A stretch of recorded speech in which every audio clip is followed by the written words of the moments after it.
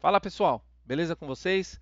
Aqui é o professor Chico e a gente vai falar mais sobre guia de estilos. Hoje a gente vai falar um pouquinho sobre tipografia, tá bom? Ah, na verdade, tipografia, ícones e alguns elementos de interface, beleza? Então a gente vai começar com tipografia, né? Então o estudo dos tipos, né, é extremamente importante. Então a tipografia, ele, para mim, tá, galera, é a parte mais difícil dentro de um projeto de interface, né? Quando eu estou desenvolvendo uma aplicação web, por exemplo, ou até mesmo quando eu estou desenvolvendo um cartaz mais artístico, alguma coisa, um lettering, né? Então, para mim, a tipografia é uma das partes mais complexas. Eu tenho bastante dificuldade em conseguir ali escolher porque ele é difícil. E por ser difícil essa escolha, ela acaba sendo subestimada no design de interface, sabe? Mas, ao mesmo tempo que ela é subestimada, ela exerce na gente grande influência, né? Não, por que ela exerce essa grande influência? Porque ela vai estar diretamente ligada à legibilidade, ela vai estar diretamente ligada à hierarquia de informação e à identidade visual do seu projeto. Tá? Então é extremamente importante que a gente consiga entender os elementos da tipografia. Então vamos ver um pouquinho, né?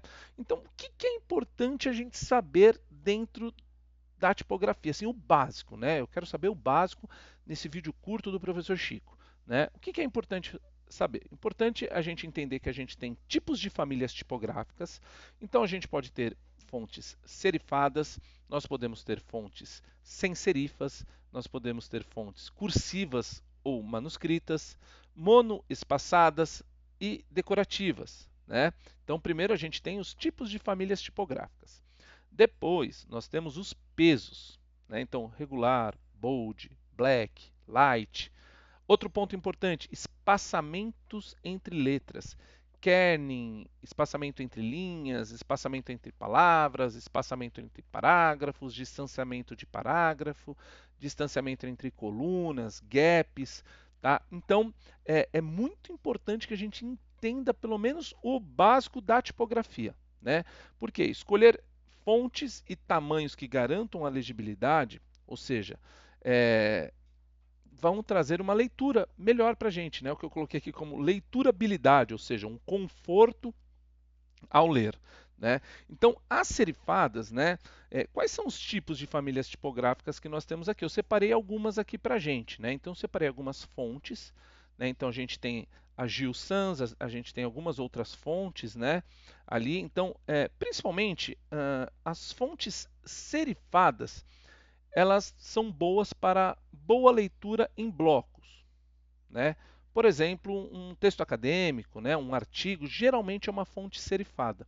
Né? E uma fonte serifada, ela é uma fonte como essa aqui, por exemplo, que vocês estão vendo. Está vendo? Ó, sistemas web. Se vocês perceberem aqui, ó, né, vocês vão ter essa fonte para poder trabalhar. Ó. E quando vocês têm essa fonte aqui, ó, o sistema web, vocês percebem que elas têm uma perninha. Se eu voltar um slide aqui, ó, vocês vão perceber esse T aqui, ele é um T serifado, né? Porque ele tem alças, ele tem perninhas, vamos colocar assim, tá? Se vocês observarem aqui no slide que a gente está atual, os sistemas web aqui de baixo, né, na GIL Sans regular, ele é uma fonte sem serifa, ou seja, ela vai ser muito utilizada para interfaces. Por quê? Porque ela traz uma maior clareza em tela. Enquanto a serifada ela é uma boa leitura para blocos longos, então se você pegar um jornal impresso, por exemplo, muito provavelmente essa fonte ele é uma fonte do estilo Times New Roman. Tá? A sem serifa, por exemplo, uma Arial. Uma Arial ela é uma fonte sem serifa para vocês, tá? Para a gente. Né? A gente tem algumas outras fontes, né, como as manuscritas ou as decorativas. Né? Então, essa fonte, aqui ela é uma fonte decorativa. Tá? Essas fontes da parte de baixo, elas são decorativas ou manuscritas. Tá? Então a gente tem alguns tipos de famílias tipográficas ali. Né? Então a gente tem fontes serifadas, fontes sem serifa, monoespaçadas, manuscritas, decorativas. Isso é muito importante porque ajuda vocês ali a escolherem. Né?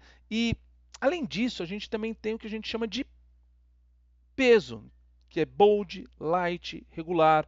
Então, quando eu falo de uma fonte bold, é aquela fonte mais grossa. Quando eu falo da fonte light, é aquela mais fininha. A regular é a tradicional. Depois a gente vai, né, eu vou fazer outros vídeos e a gente vai aprofundar um pouquinho mais sobre fontes, né? Eu abro lá o Illustrator, né, o Figma para a gente trabalhar e eu vou mostrando para vocês. A gente tem também o tamanho e o espaçamento, ou seja, entre letras, palavras, linhas. Isso impacta diretamente na leitura. Se eu fizer algo muito espremido, então, por exemplo, ó, se eu venho aqui em tamanhos e espaçamentos, né, como vocês podem ver, eu vou ter uma diferença. Ó, como a primeira tela do celular à esquerda ali, ela é um pouquinho mais difícil, né, de ler. Por quê? Porque ela está pequenininha, né, ela está espremida. Já a outra, né, então a gente tem que cuidar do tamanho da fonte, especialmente nas telas pequenas. Por isso que é muito importante os media queries, né? O texto que eu coloco para desktop é diferente do texto que vai para mobile, tá? Outro ponto importante ali, né? Ó, tá vendo nas outras três, né? Para mobile eu tenho que ter muito cuidado ali para poder trabalhar, né? Quer ver? Eu vou trazer um outro slide aqui para vocês, ó. Então, em colunas estreitas de textos, né, a gente tem que preferir um pouco de alinhamento à esquerda. Eu, por exemplo, eu sou fãzão, gosto bastante de trabalhar com fontes justificadas, que seria esse, né? Mas isso é para desktop.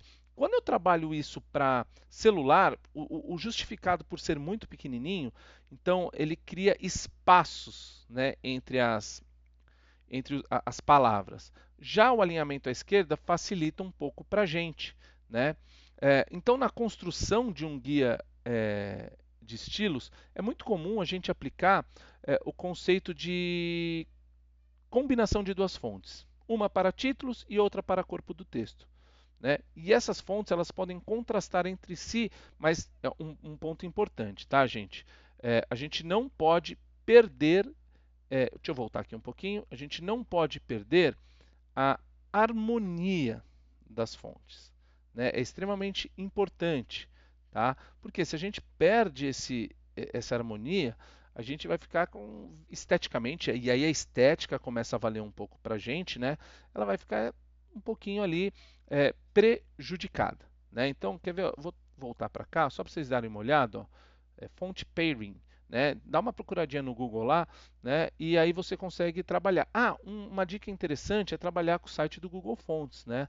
Lá você consegue fazer ali uma, um- uma, uma série, né? Vários ali testes, né? De aplicação na tipografia de vocês. Beleza, gente?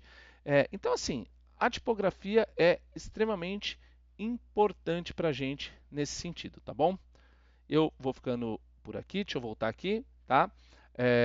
Então esse é um vídeo básico de introdutório sobre tipografia e como a gente vai trabalhar com os tipos dentro das nossas interfaces. E até a próxima, beleza?